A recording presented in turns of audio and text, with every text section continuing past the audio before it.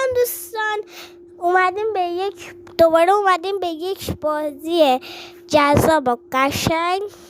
دوستان بازی مهمانی در مدرسه. خب من بازی کردم، بخوام بهتون نشون بدم که چطوریه و حتما کانال آپارات و مارکت و یوتیوب دنبال کنیم و دوستتون دارم.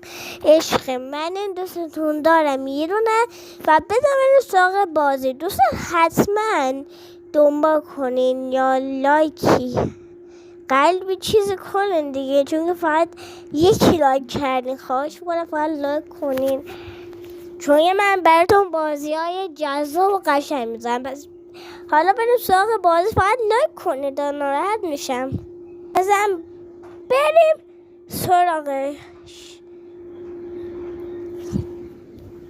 دوستان واقعا هیجان زدم که بازیشو شما ببینید، یعنی مزم این که خیلی خوشحال میشم ببینید.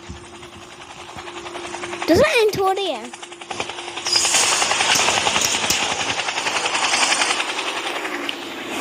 چه جذابه واقعا، مثلا به شما میگم چه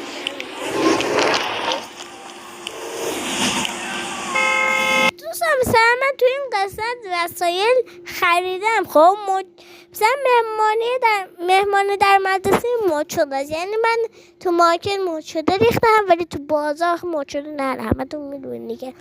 گفتم مد شدهش عالیه، واقعا عالیه و من دوباره ویدیوی جذاب میگیرم و براتون میفرستم، البته تو گوشی یکی دیگه. خب بعد از گوشی یکی دیگه میفرستم به این گوشی.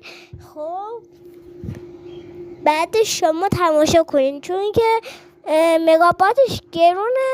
بله و بریم سراغ بازی دیگه. وقت خودتونم گرفتم.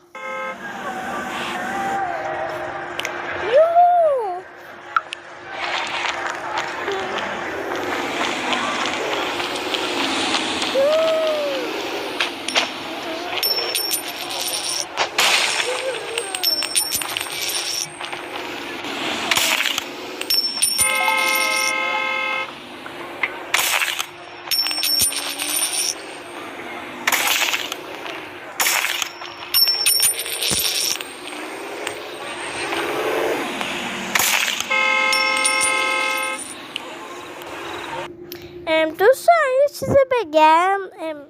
یه لحظه بزن بریم دیگه. من مثلا شماره 1 رو دارم فقط.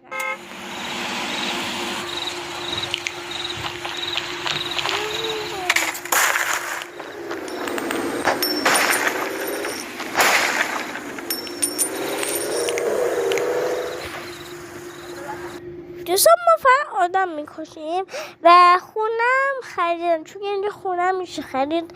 خونم هم نشون بدم و آدم بکشیم سری بعد خدافظی میکنم. از این ها بخوام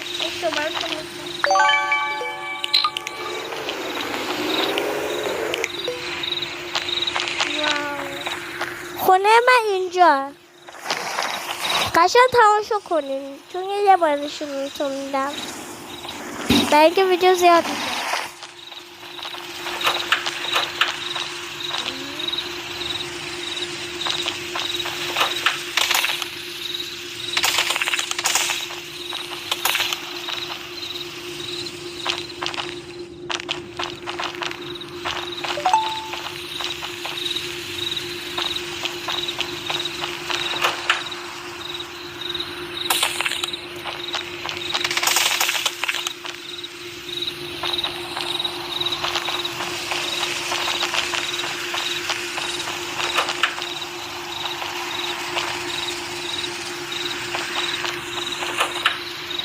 بزن بریم.